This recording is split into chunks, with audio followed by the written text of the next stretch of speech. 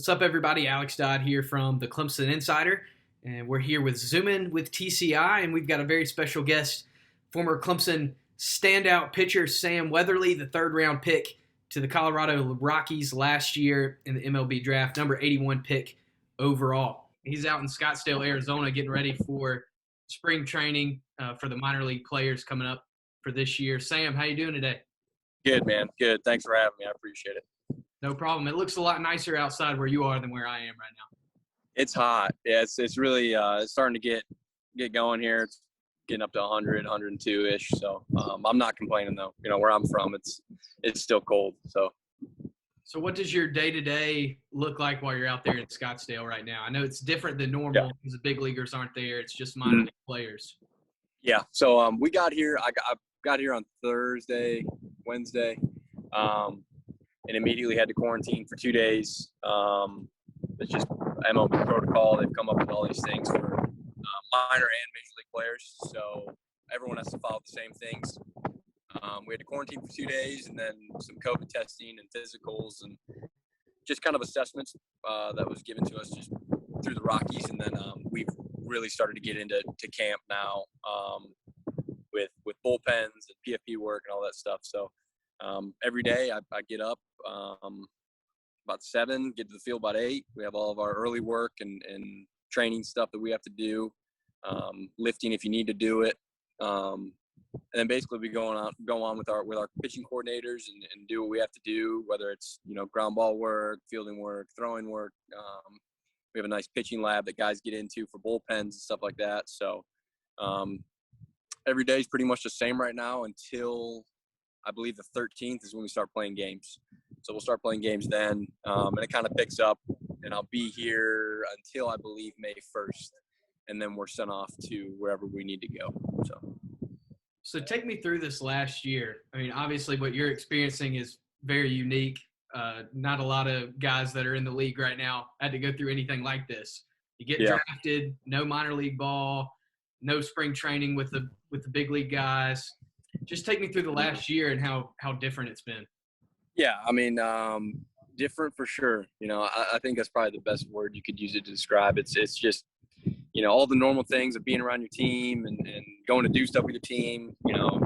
Can't do it anymore until, hopefully that changes soon. But, just the feeling of being around the guys all the time is different, for me especially. We're not necessarily allowed to, be within close contact of each other, be around each other. So kind of like learning about people, and there's 150 dudes at this camp, and we're all 6 feet apart. It's hard to get to know guys. But baseball wise, it's tough to find a place to train. Guys struggle with, finding facilities that are open, whatever it might be. I know I was fortunate enough and lucky enough to have a place in Clemson, and then even back home in Michigan. So thankfully, very lucky and very blessed to be able to have a place to train and do all these things. Some guys really didn't, get that opportunity. So, and then as far as baseball, like as the season goes, we're obviously pushed back a whole month to 2 months, and that's kind of been weird. Staying home. Minor league baseball players for the first whole month of February were the only people not playing baseball. So big leaguers got to play, college was playing, and we were sitting around watching. But it's now that we're here and we're getting after it, there's not much to complain about. We're happy to be back playing baseball. In spite of all that weirdness, how good did it feel to get that call on draft day last year that the Rockies picked you up in the third round?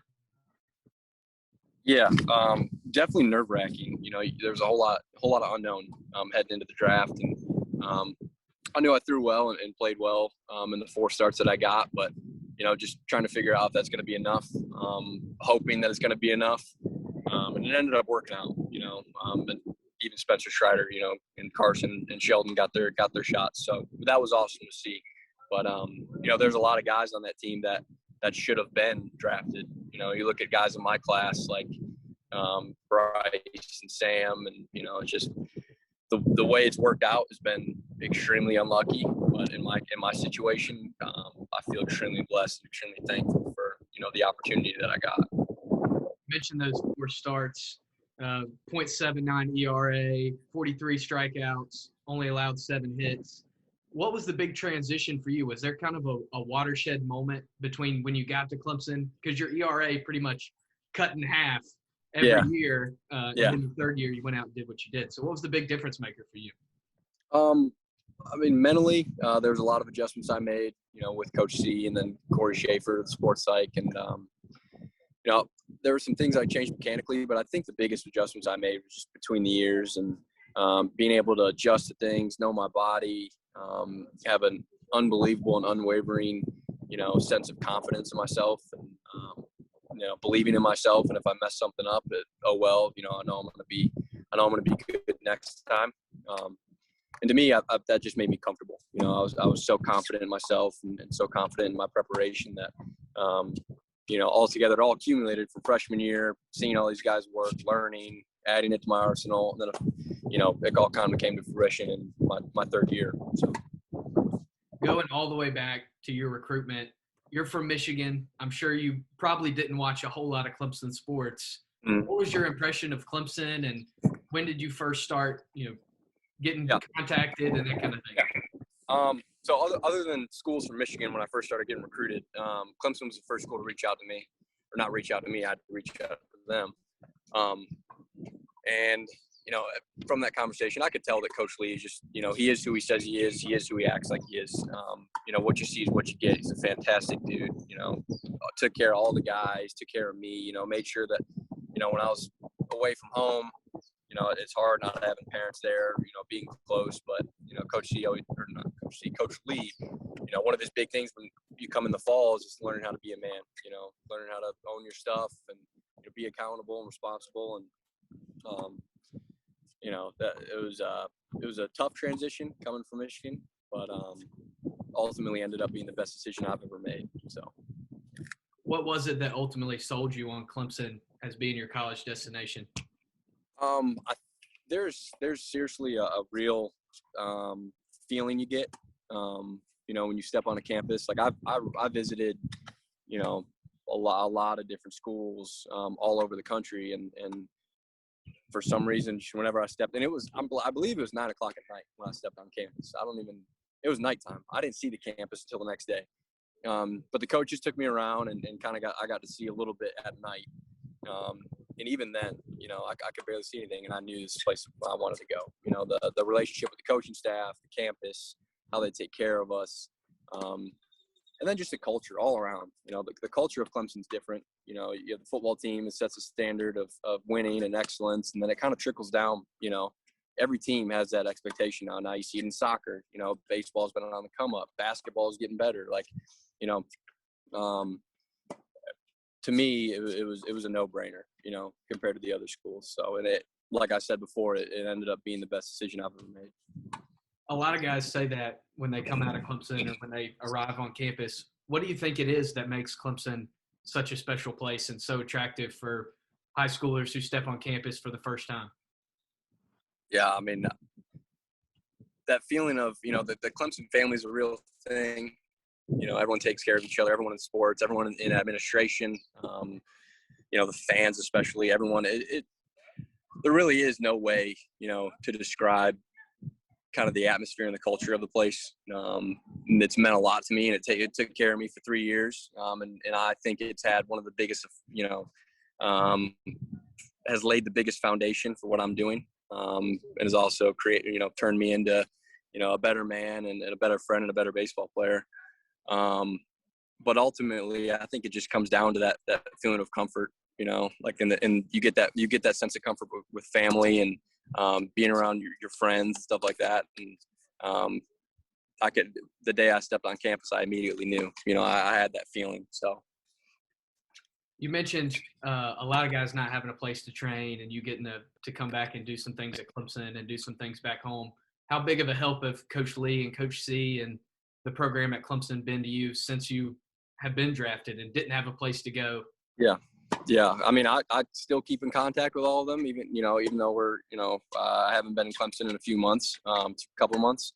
And Coach C, Coach Lee, basically whenever I was down there, allowed me to use facilities, per COVID protocols and stuff like that. But just opening up your facility post, I don't play there anymore, but that goes back to that Clemson family kind of thing, where you're taking care of your own, taking care of past guys. And I wasn't the only one there, and there were other guys there that got their work in and were able to work despite, what's going on around us in the pandemic. So, like I said before, extremely lucky and extremely blessed to know those guys, and they allowed me to have and do whatever I needed within the protocols, I guess. But I never skipped a beat. I never did, and that's because of them and their willingness to help me and help previous guys. You mentioned the team and keeping up with guys, and I know that I saw you at the Upstate game, and you've been around. They started out with kind of a rocky start, but they've won their last 3 ACC series. Yep. Picked up some big wins in conference and seem to be finding their mojo. What are your impressions of this team this year and how they look so far? Obviously started off on a struggle. It kind of reminded me of my sophomore year when we went through that skid towards the end of, I think it was mid-season, but it's kind of opposite. So it's like my sophomore year, we swept Louisville we swept UNC, took 2 out of 3 from Louisville, and then after that we kind of, had a rough falling out. And it's good to see. It's good to see that they struggled and they're able to come out of it and continue competing. And I know Coach Lee's going to have the guys right, and I know the leadership of the team too. Adam Hackenberg and Evan Estridge. It all starts with the top. It all starts with Coach Lee, and then the captains underneath it. And they've obviously done things the right way. After the beginning of the season, and have really really done a good job. And that's just a testament how good of a coach and a man that Coach Lee is, and the players, what kind of guys they have on that team. When you're away, how often you keep up with what's going on with Clemson and Clemson baseball games and that kind of thing? All the time. I haven't missed a game. I've watched every game on my phone. Even when I've been driving out here, I drove out to Arizona and it was 28 hours, and I think they played on a midweek, and I was on the way out here, and I just put it over the car or the radio and listen to it or watch it. But I haven't missed a game, and I keep up with all the guys. The guys still text me and communicating with some pitchers about some stuff and things they need help with, and then even keeping in contact with Coach C and Coach Lee. It really, I still feel like I'm a part of it. It is kind of bittersweet to leave, and especially not on my terms, but it's good that I'm able to still, have some contact there and talk to the guys. Those are some of my best friends and the greatest coaches that I've been around. So it's good for me to keep talking to them, keep them in my mind. So what do you think about the bullpen that Clemson has this year? And they've been pretty lights out of the pen, especially. Who are some guys that have impressed you? It seems like it's been every year, and it's a shame that we weren't able to have that fully last year, and they were really good last year. But every guy they're throwing out this year is unbelievable. Gilbert's been unbelievable. Clayton Hoffman had that through a complete game. And 40 minutes before the game started, he found out he was pitching. Guys, and there's still guys who haven't thrown or gotten their time in. There's a lot of freshmen that have a lot of work to get in, and it's a testament to those guys that are throwing at the end of the game or in tough situations. They're getting the job done, and it's impressive. But not shocking. Clemson's always had a good bullpen. You had Spires. You had guys in the past that were Riley Gilliam that were really good. Owen Griffith.